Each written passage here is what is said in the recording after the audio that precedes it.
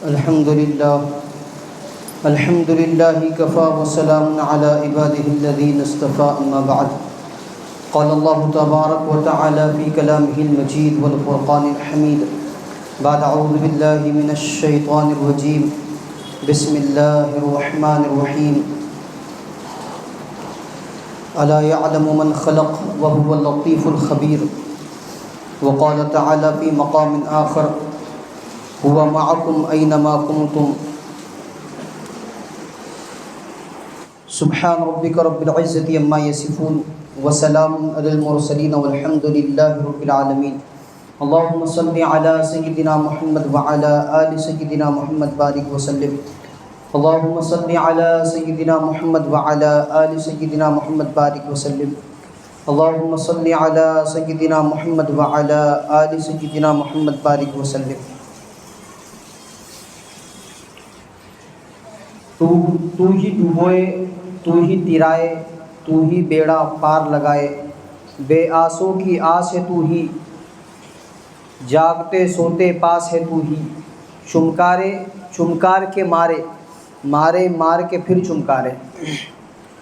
معزز سامعین اکرام، معزز حاضرین مجلس، گزشتہ ہفتے یہ بات گوش گزار کی گئی تھی کہ حق جل مجدہ کی 4 ستودہ صفات ہیں۔ اللہ میرے ساتھ ہے، ہوا معکم اینما کنتم، وہ تمہارے ساتھ تم جہاں کہیں رہو، اور اللہ کو میرے حال کی خبر ہے، جو کچھ میں کر رہا ہوں اسے اللہ دیکھ رہا ہے، سن رہا ہے، اللہ کو میرے کاموں کی خبر ہے، اللہ میرے ساتھ ہے۔ جب یہ 4 صفتیں مستحضر ہوگی، طبیعت میں رچ بس جائے گی، تو پھر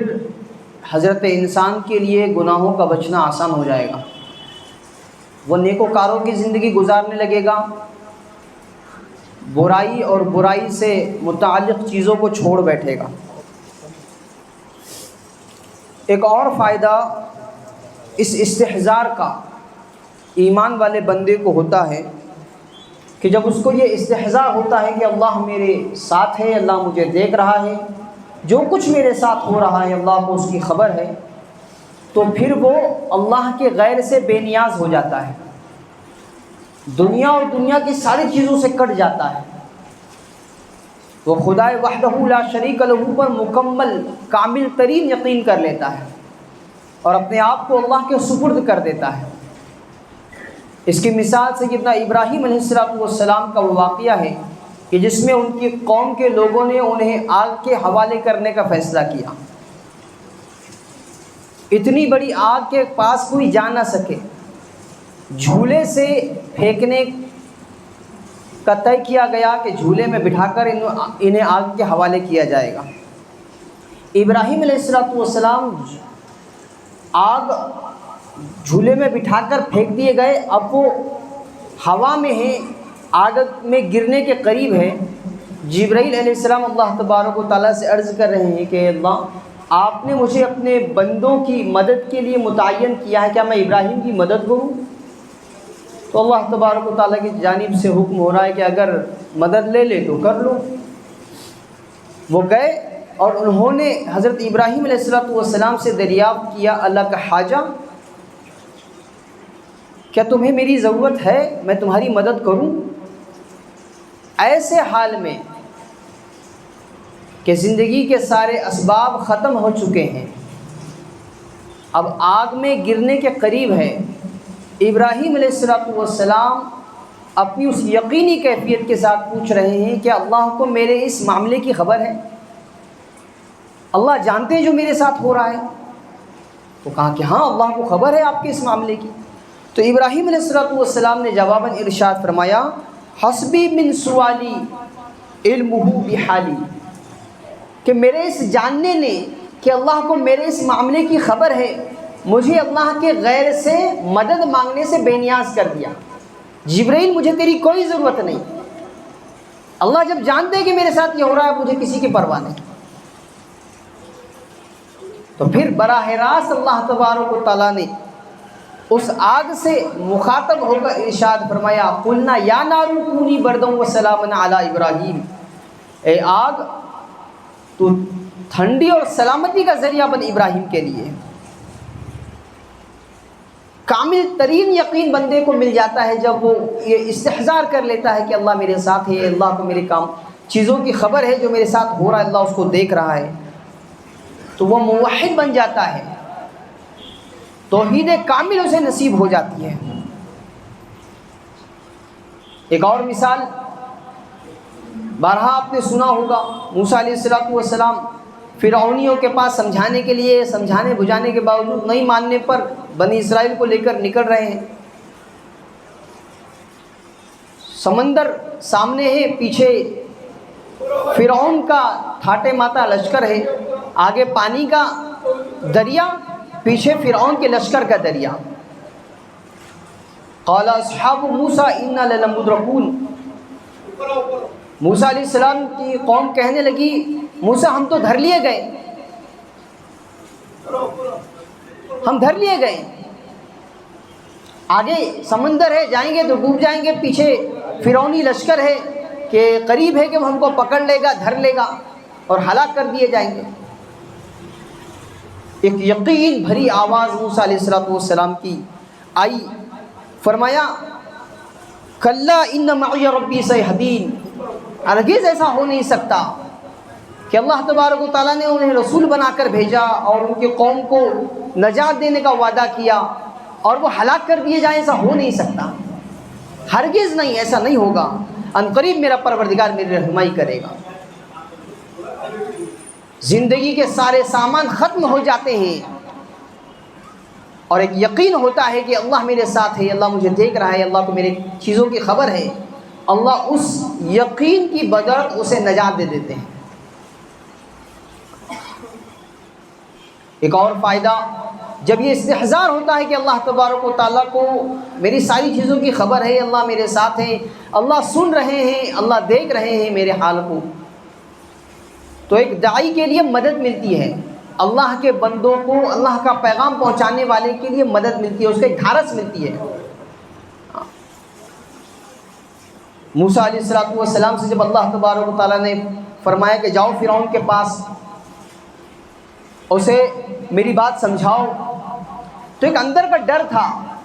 کہ بڑی اسٹیبلش حکومت تھی فرعون کی کہ ایک بندہ غیر اختیاری طور پر میرے ہاتھوں قتل ہوا ہے، اب میں واپس جاؤں گا تو ہو سکتا ہے وہ مجھے بدلے میں قتل کر دیں، تو ایک اندرون کا ڈر تھا، اگرچہ اطاعت تھی، حکم دینے پر اس کی تکمیل، اس کی تعمیل کرنے کے لیے کھڑے تھے، لیکن اندر سے ڈر تھا۔ اللہ تبارک و تعالیٰ محسوس فرما رہے ہیں اس ڈر کو اور فرما رہے ہیں قال لا تخافا اننی معکما اسمع وارا،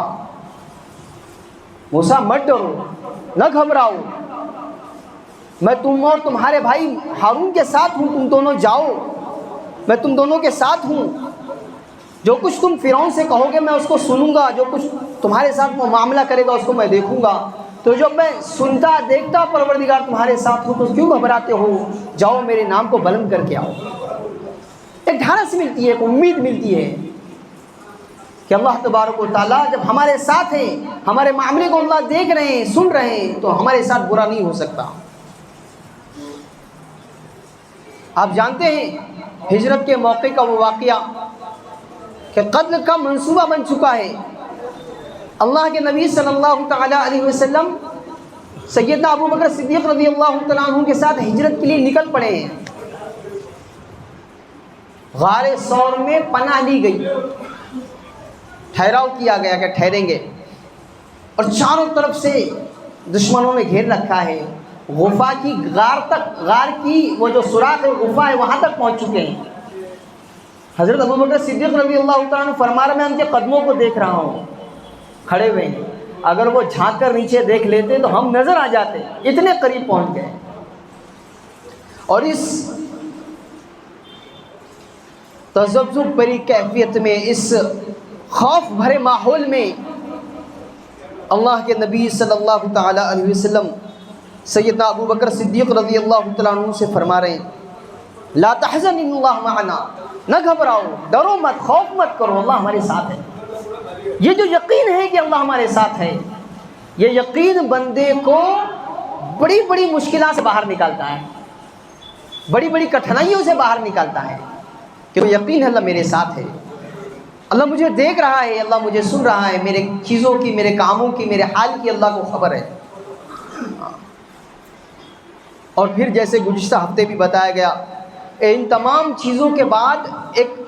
بہترین چیز جو بندے کو ملتی ہے وہ ہے 100% اللہ کی اطاعت، اللہ کی بندگی، اللہ کے حکموں پر عمل، اور اللہ کی نافرمانی سے کلی طور پر اجتناب، اللہ کی ناراضگی والے کاموں کو مکمل طور پر چھوڑ دینا۔ یہ ملتا ہے بندے کو جب استحضار آ جاتا ہے کہ اللہ مجھے دیکھ رہا ہے، اللہ میرے ساتھ ہے، اللہ کو میری چیزوں کی خبر ہے، تو اب وہ الٹے سلٹے کام کرنے سے باز آ جاتا ہے۔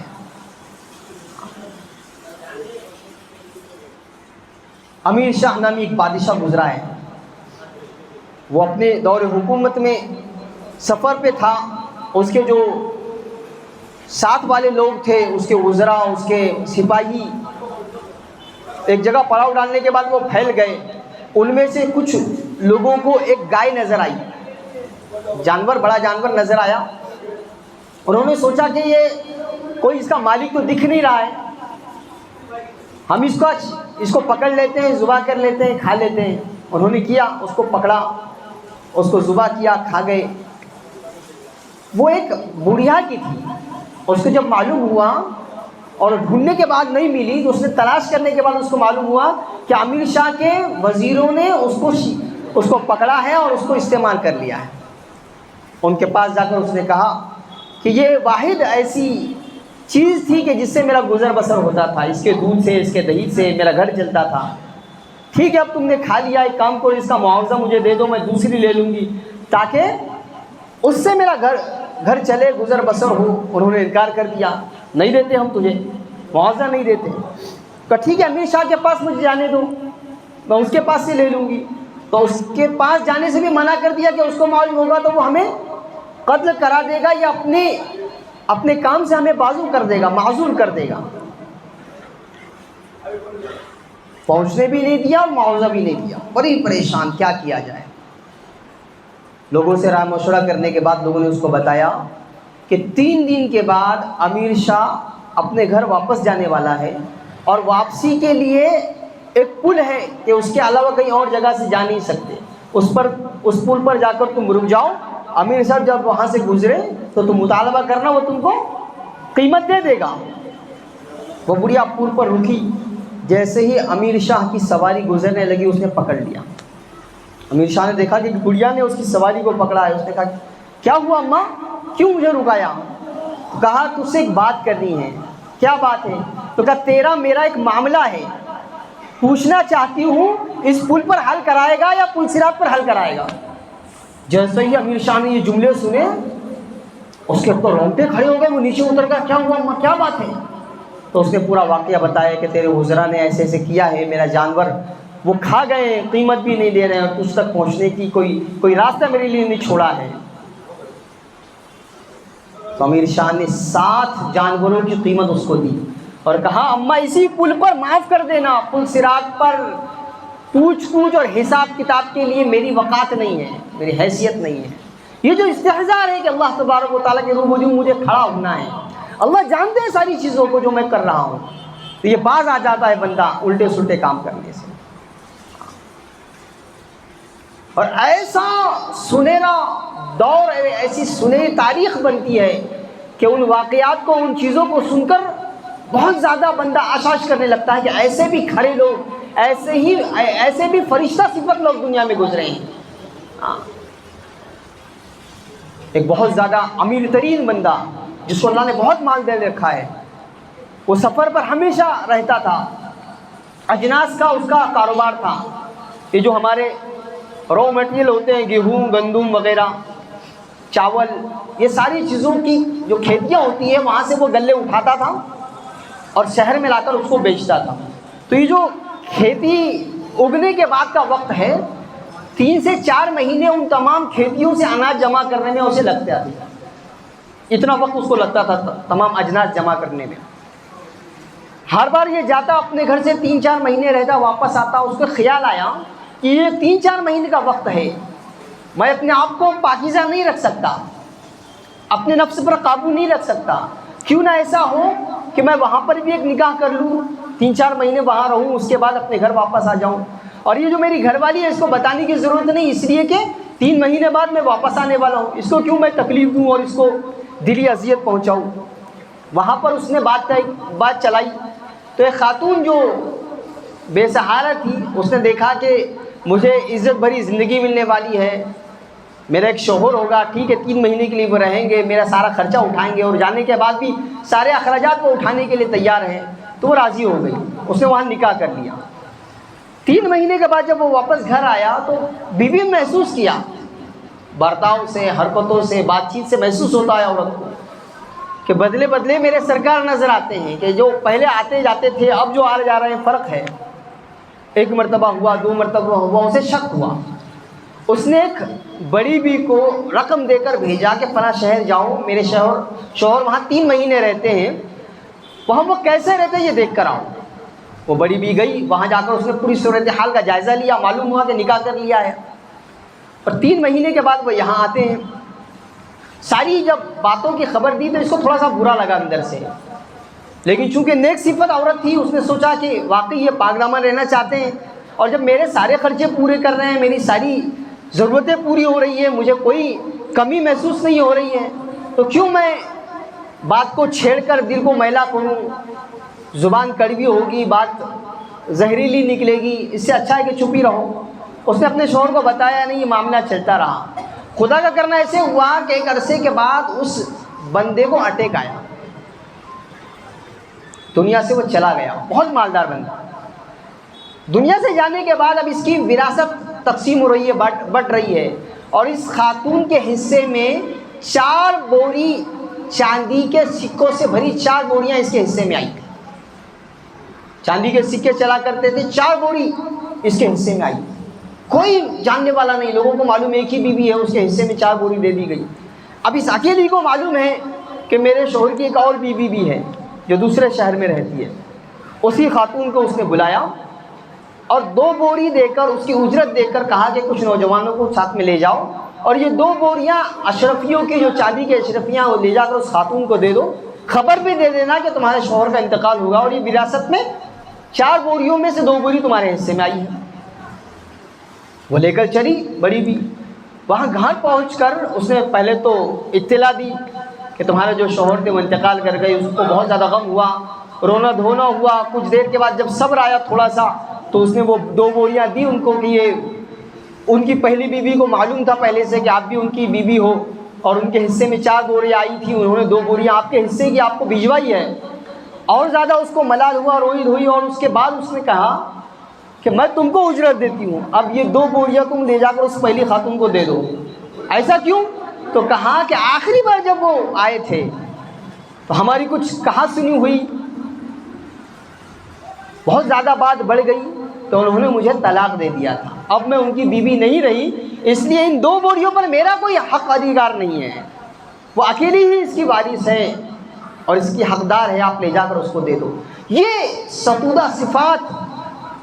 یہ فرشتہ صفات انسان میں آتی ہے جب یہ استحضار ہوتا ہے کہ اللہ کے روبرو مجھے جواب دینا ہے، مجھے اللہ کے روبرو کھڑا ہونا ہے، اللہ میرے ساری چیزوں کو جانتے ہیں۔ ایسے بھی انسان اللہ کے استحضار کے ساتھ زندگی گزارنے والے گزرے ہیں۔ تو ہمیں چاہیے کہ ہم اپنی زندگی میں اللہ تبارک و تعالیٰ کے خصوصاً ان 4 صفات کا استحضار رکھیں، اور اللہ تبارک و تعالیٰ سے ہمیشہ اپنے تعلق کو مضبوط کرنے کی دعا مانگیں۔ ہم سب مانگتے ہیں، ہم اللہ سے اللہ کو نہیں مانگتے ہیں۔ حضرت فرماتے ہیں کہ ایک دعا ہمیشہ اپنی دعاؤں میں شامل کرنا چاہیے کہ اے اللہ مجھے ایسا بنا دے کہ میں تجھے پسند آ جاؤں۔ جب بندہ اللہ کا محبوب ترین بندہ بن جائے گا اور اس کے طبیعت میں یہ استحضار رہے گا کہ اللہ تبارک و تعالیٰ میرے ساتھ ہے، اللہ مجھے دیکھ رہے ہیں، اللہ مجھے سن رہے ہیں، اللہ کو میری چیزوں کی خبر ہے، تو پھر وہ گناہوں بھری زندگی کو چھوڑ کر نیکوکاروں کی زندگی گزارنے والا بنے گا، نیکوکار بندہ بنے گا۔ اللہ تبارک و تعالیٰ ہمیں ساری زندگی اللہ تبارک و تعالیٰ کے استحضار کے ساتھ حق جل مجدہ کے استحضار کے ساتھ گزارنے کی توفیق عطا فرمائے، نیکوکاروں کی زندگی گزارنے کی توفیق عطا فرمائے، بدکاری سے، گناہوں سے، اللہ کے نافرمانی والے سارے کاموں کو چھوڑ دینے کی اللہ توفیق عطا فرمائے۔ وآخر دعوانا الحمد للہ رب العالمین، والصلاة والسلام علی سید الانبیاء والمرسلین صلی اللہ تعالی علیہ وسلم۔